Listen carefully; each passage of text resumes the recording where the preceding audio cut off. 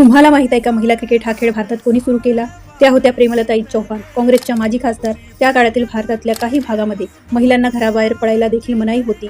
ही गोष्ट त्या काळातली आहे. 1970 या वर्षी भारतामध्ये त्या काळात पुरुषाप्रमाणे महिलांनीही क्रिकेट खेळावं असं प्रेमलताईंना वाटू लागलं. खरं तर स्वप्न पाहणं सोपं, पण त्यासाठी उभं राहणं खरंच खूप कठीण काम होतं.